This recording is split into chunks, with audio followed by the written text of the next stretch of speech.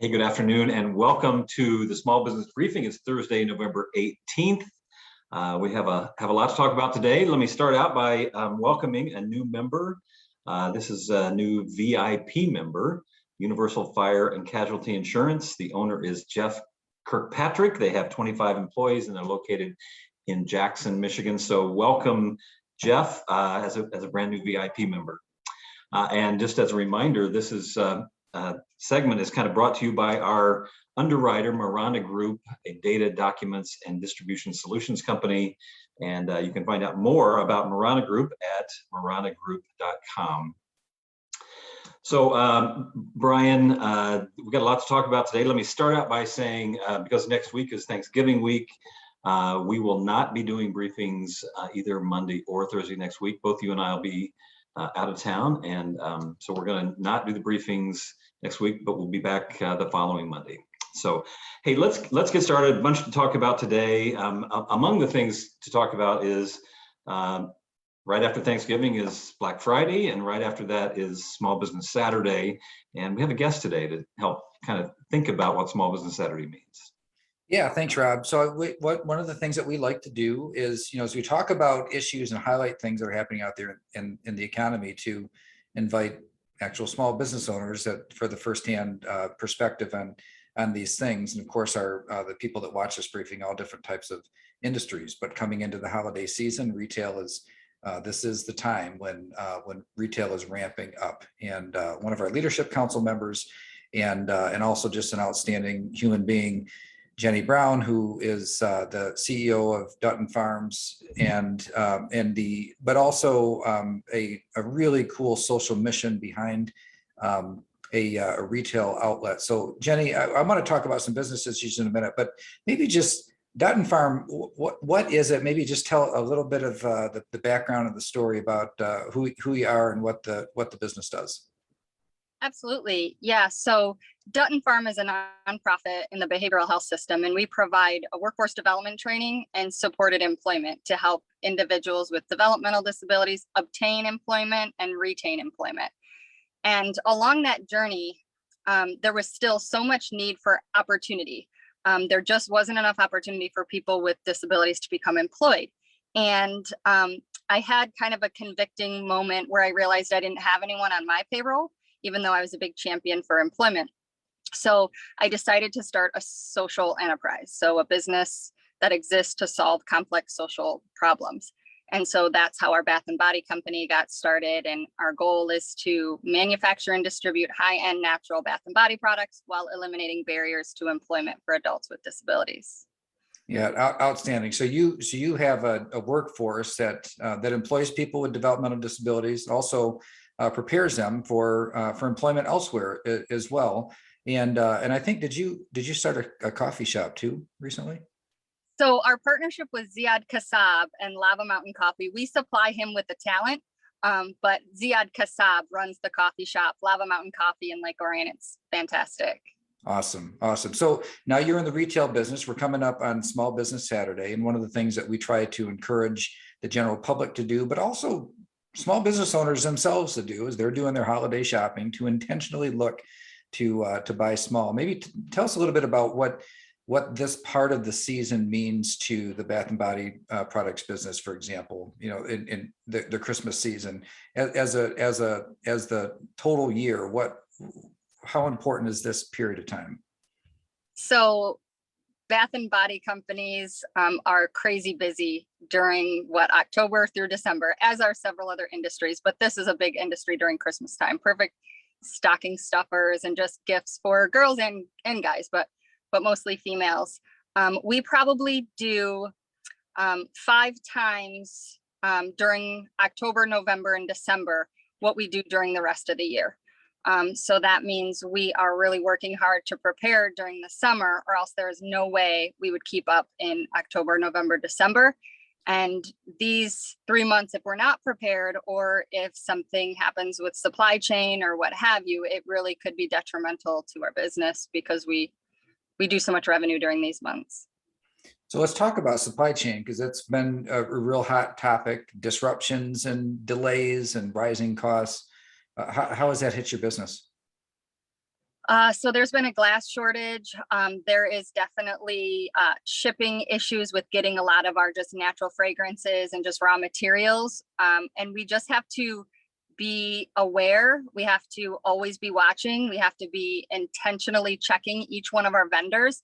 And just in the last year, we've probably had to change vendors for just different raw materials. We work with about 8 to 10 vendors for bulk orders, probably 6 to 8 times, because we'll find that a certain glass jar that we use will be out of stock for the foreseeable future. And then we have to completely pivot, find a new company, get a sample, make sure we like it, make sure it's this, that, or the other thing, and then order with them. And then the same thing might happen. And that's something we hadn't really seen before, is having to switch vendors due to just completely being out of stock or not having the manpower to ship things to us. So the other thing that always comes up, that you're actually part of the solution for many businesses, is, you know, finding good talent, finding good help to run the operation. And part of the mission of the social enterprise is to give people with developmental disabilities so a shot at a great job. And so maybe just talk about your experience in filling positions, intentionally hiring people with disabilities to meet the needs of the organization. Yeah, so it's incredible how much opportunity has arisen for individuals with disabilities since this staffing crisis has presented itself. It's kind of a silver lining for us. It's not, I mean, of course, we're trying to staff our direct supports and our job coaches, but the opportunity has been fantastic. Really, the challenge before was we would have all of this highly trained talent that was super excited to work, that was prepared to work, and wanted a job, but there just wasn't opportunity, and businesses really weren't ready to start thinking differently about how they look for, onboard, and keep their talent. And now businesses are coming out of the woodwork, ready to work with us. We can barely keep up. So that's exciting. So the final question, Jenny, is if somebody wanted to become a customer of yours and support this work that you're doing, as I am, as Rob is, as Sarah is, who's the producer of this show, how would they find you? Yeah, so shop online with us, everybodyinc.com. So just the word everybody, inc.com. And for every $20 spent, you create 1 hour of employment for somebody who has been chronically unemployed. That's awesome. Well, thank you, Jenny, for telling the story and being a part of our briefing today. Good luck on the season and getting all your materials in so that you can make the most of it. All right, thank you. Thanks, Jenny. I'm a big fan both of the products and of just the idea of a social enterprise using business to solve a social issue. So good on you. Well done. Thank you. Thank you. Take care, guys. Yeah. And all right, Brian. Like I said, we got a lot to do, and you know, honestly, we got to catch up here a little bit because so much has been happening on this vaccine mandate. I mean, when we last talked on Monday, the lawsuits had been filed, and a circuit court, the Fifth Circuit Court, had put a stay on the mandate, and an appeals court had heard that and kept the stay. And that's where we left this story on last Monday. What has happened since then? So what has happened in, some of this happened on Mondays. I don't recall which was before and after our briefings, but the circuit court asked the Biden administration to respond to the lawsuit and more specifically the stay. Biden administration, of course, asked for the stay to be lifted. When the Court of Appeals said no to that, it was a very emphatic no. So it said no, and you may not do anything to implement this rule because you have such a small chance of winning. Saying to OSHA, you have a small chance of winning this case, therefore you may not take any steps toward implementation. OSHA said yesterday, we're going to abide by the court's the court's demand that we halt implementation until the court action is resolved. Now, it was kind of weird for them to announce that because it's not like they had any choice. They were ordered very explicitly not to. But anyway, it was still an acknowledgement by them. And then all the cases are now consolidated into the Sixth Circuit Court of Appeals. So There are different jurisdictions or districts across the country. There were lawsuits in all of them, and so they literally draw in a lottery, ping pong balls with numbers on them out of a drum. The Sixth Circuit is what came up. So now all of the cases, including the Fifth Circuit Court of Appeals that put the stay on, all of those cases go to the Sixth Circuit. That Sixth Circuit is the one that Michigan is in, so we'll be kind of in the middle of the action on this. It's located physically in Cincinnati, Ohio, and includes a lot of Midwestern states in that particular district. It holds a very similar philosophy overall as compared to the Fifth Circuit Court of Appeals. What that means is that there's not likely to be a lift on the stay, and it also means that it probably will be handled a little more quickly, because in terms of the final resolution or the final resolution of the legal questions, they've asked for people to submit, anybody who has an interest in this case, to submit what their position is by Monday. So they're moving quickly, and so we'll see a lot of filings that happen on Monday, and then hopefully the court finds that it's an improper use of OSHA and ends up striking down the emergency temporary standard. So I think it is many people's expectation that this finds its way to the Supreme Court and pretty quickly. One of the things I thought was fascinating is not all of the lawsuits in the circuit courts around the country took the same position, that it was an overreach by the government, and we're trying to strike it down. In fact, a couple of lawsuits were filed by some of the big unions, and explicitly they ask for the limit of 100 employees to be dropped, so that it would include all small businesses as well. So there were kind of winds going in both directions. What's your sense about how all that makes its way to the Supreme Court and when? Yeah, so it makes it very clear that we are that we've got a strong interest in this, and that's why you're going to see SBAM weigh in with the Sixth Circuit Court of Appeals real soon, because not only we have a lot of members, 1,411 to be exact, members that have more than 100 employees, but also this indirectly affects a lot of small businesses. We just heard from Jenny about the supply chain issues.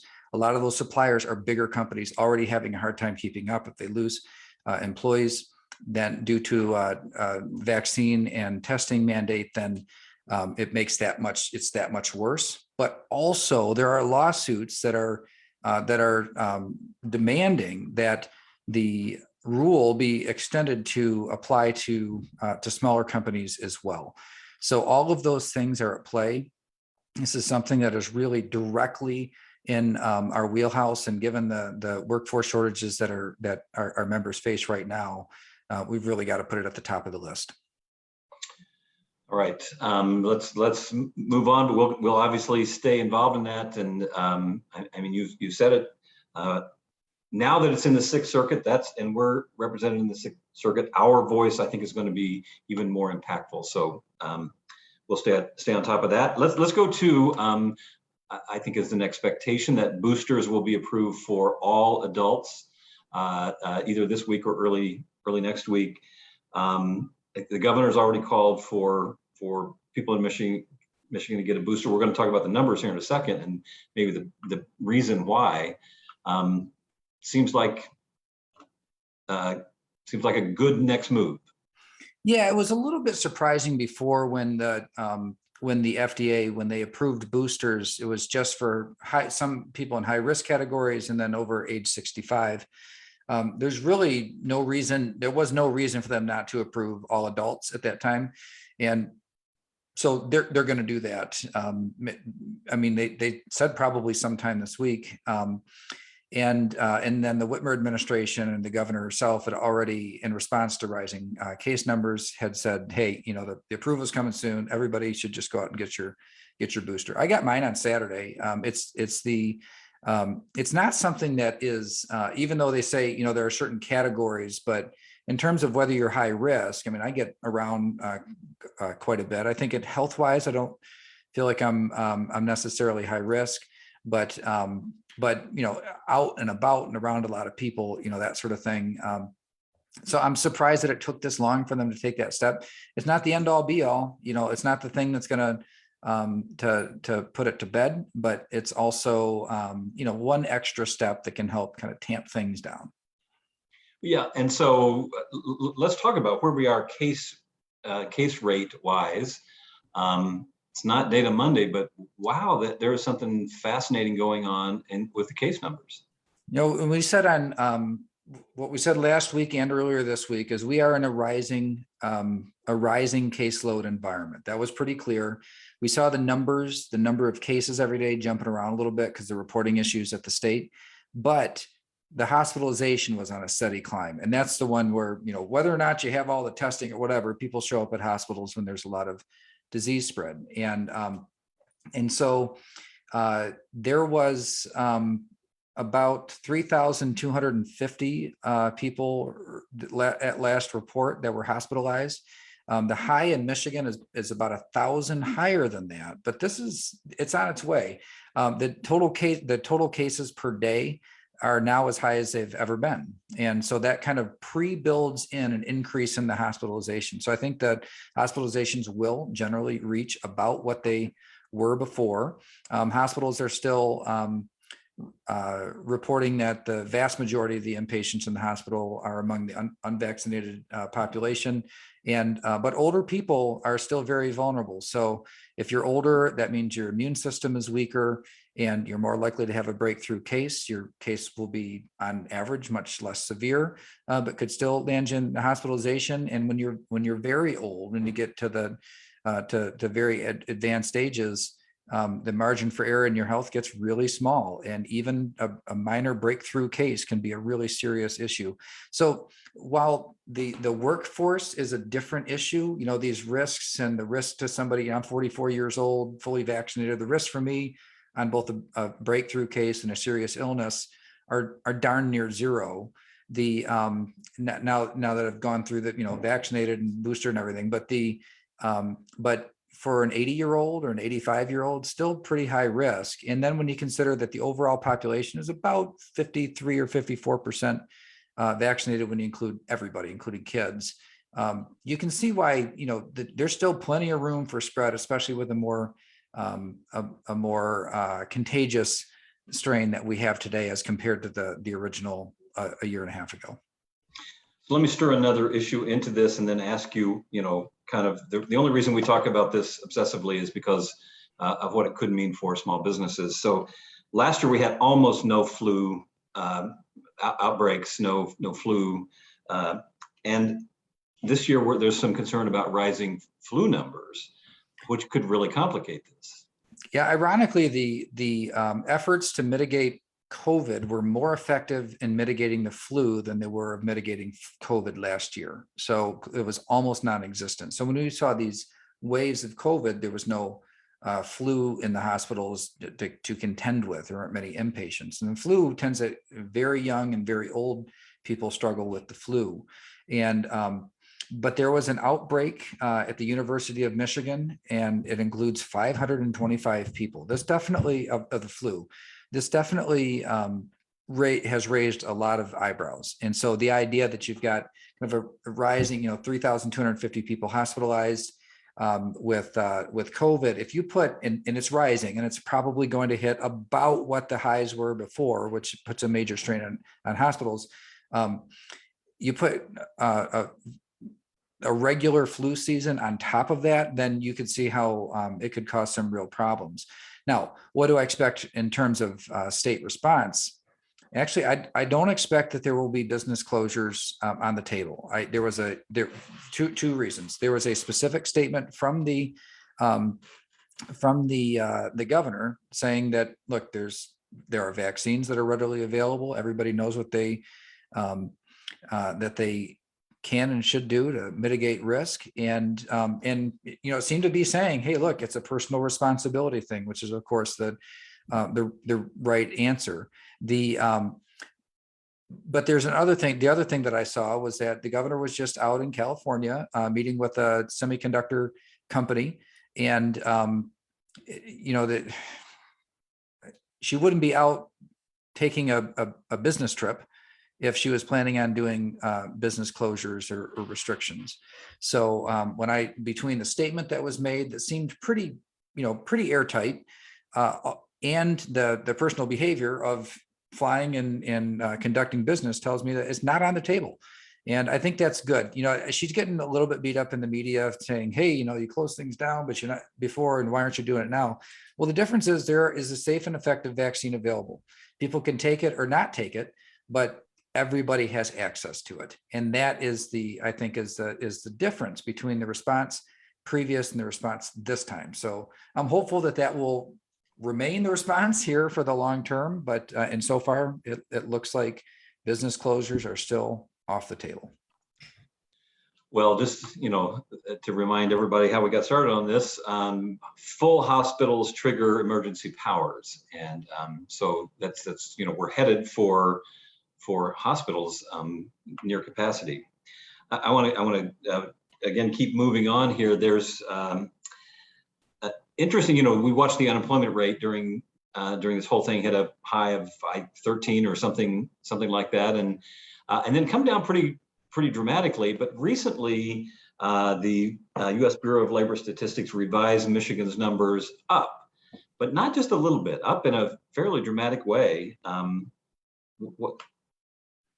What's that about? Do you know? Yeah, there were several revisions that have happened in the employment statistics over the last few months, and it really has given people pause, like revisions that are way, way bigger than what they would normally miss by. So usually they'll do total jobs, and they had for the country actually the total job growth through the summer. They figured they underestimated by about 600,000. But when the state announced the state-based unemployment rate for October, they said, oh, and by the way, September is being revised upward.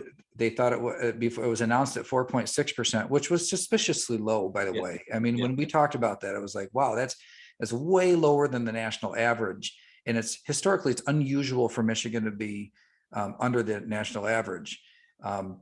When I was in office, it actually was under the national average quite a bit at the time, but historically speaking, it wasn't. Normally Michigan is over the national average on unemployment, and it was announced at 4.6, but then they revised it upward to 6.3, and for September, and then October's number was announced at 6.1. So it's a big adjustment, and I think it is calling into question what's going on in the bureaus that do the statistics and the surveys that would result in such a big shift in what they thought. It's a number that's hard to get your head around to begin with, but being revised up by 1.7 points, not 1.7%, 1.7 points is a pretty dramatic, and remains above the national average now. And that, again, I agree, that smells right more than significantly below. Speaking of numbers that are hard to get your head around, just today, the Auditor General, who did an audit of the Unemployment Insurance Agency, came out with a report that there were overpayments of $3.9 billion through the pandemic out of the Unemployment Insurance Agency. That's a mind-blowing number. It really is, and we knew it was big. And I want to underscore too that this isn't just fraud. So these are overpayments. We've been talking about the crooks that defrauded the system, and they're getting charged and thrown in jail and prison. But the idea of that many billions of dollars in overpayments happening, it really did. It's shaking the system right now. And this was just announced today. It was an independent investigation or audit by the Auditor General, which is a different branch of government. So the Auditor General is the auditor for the legislature, and it's a nonpartisan organization. They basically they audit all the different areas of state government to show if they're meeting the obligations as required by law, and they are super detailed. This is a group of people that are highly experienced in what the law says and requires, very meticulous in their review, sometimes frustratingly so. I can tell you again from personal experience. I mean, they're extremely thorough in the work that they do. And but to come out with a number that big is really pretty surprising. And there's not really a cure for it. I mean, the majority of the overpayments were to individuals that were not trying to defraud the system. It's just that they were just processing so many through, and people that were either ineligible or beyond benefit eligibility we continued to receive payments. I mean, there's so many different things, and they had a finding overall of not effective. And this is that, and out in the street, that probably doesn't sound too bad, but that's like it's pretty much the worst rating that you can get. That I don't remember ever seeing an audit come out with a not effective. Basically, it says they shouldn't follow the law, and as opposed to follow the law, but we had a few exceptions. I think that there'll be some big ramifications, potentially additional oversight. They've made some leadership changes in that department, by the way, a couple times. So, it's so the same person isn't running it or responsible today as was before, but big issues and a eye-popping number. 347,000 cases of improper payment. 347,000. So that's just, again, hard to get your head around. All right, let's move on. Build Back Better. The bipartisan infrastructure bill has passed and been signed into law, leaving this Build Back Better package that is still being debated in Washington. What's the status? The president still talks confident, but it looks like it has big problems to me in getting through. And of course, we're thankful for that. I mean, we'd like to see inflation start to settle down. That means that we need the federal spending to normalize. Now, I did see that the spokesperson for the White House did call into question the Congressional Budget Office, which is the Congressional Budget Office is a nonpartisan estimator. It doesn't matter who's speaker, which party's in control. They are a group of pros, the best revenue estimators out there.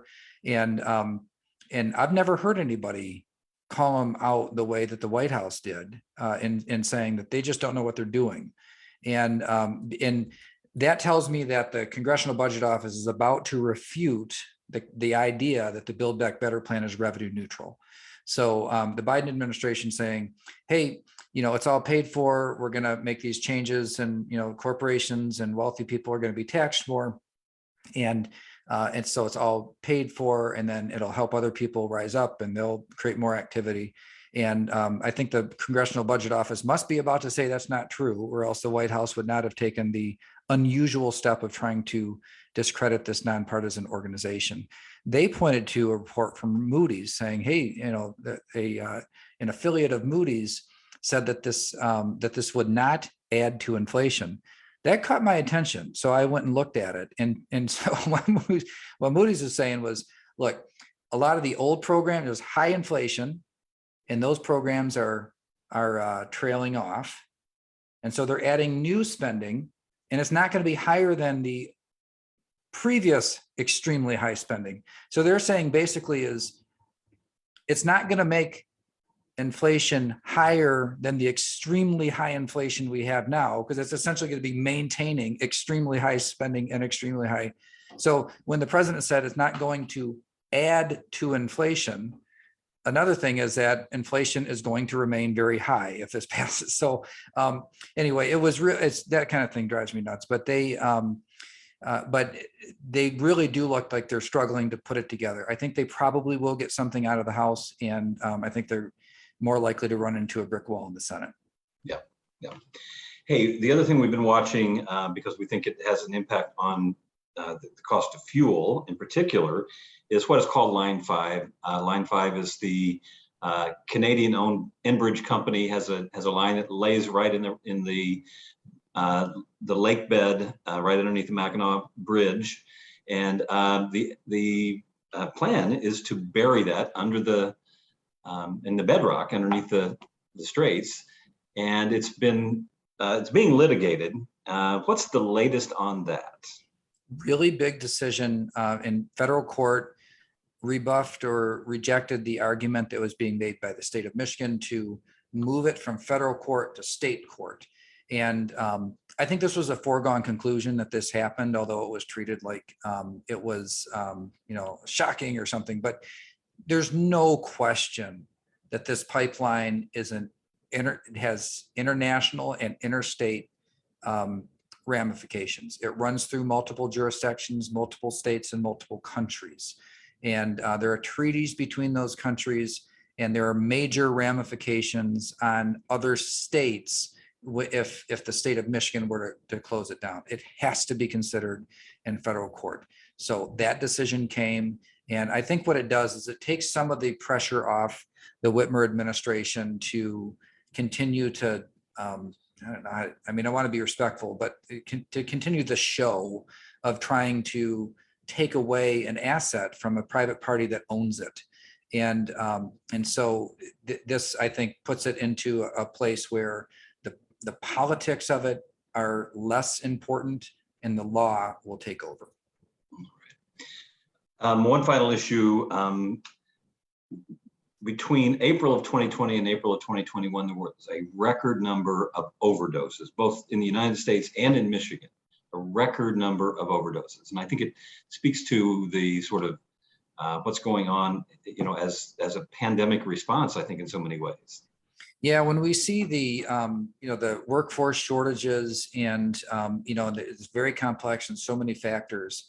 When the numbers that have recently that have come out nationwide and in Michigan with the opioid in particular and synthetic opioid called fentanyl, that has taken so many lives, 100,000 people during that 1 year period. And it's just a massive, massive increase. And here's the thing, there's when people struggle with addiction, and a job and structure is really, really important for recovery. And so you take away job, take away structure, and you on top of that give extra money. It's not surprising, right? That people that had addiction problems, that they got worse in terms of all the way to the point of an overdose. So if it's there are so many facets for why it's like it seems like there's not enough people, unfortunately. Overdoses and record numbers of overdoses, one of those factors. All right, that's your small business briefing for November 18th. We, as I said at the beginning, we will not be doing a briefing on Monday nor on Thanksgiving Day. So we'll be back the following Monday after Thanksgiving.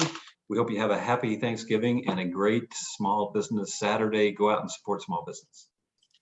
Don't forget to shop small, and we'll see you real soon. Thanks, everybody.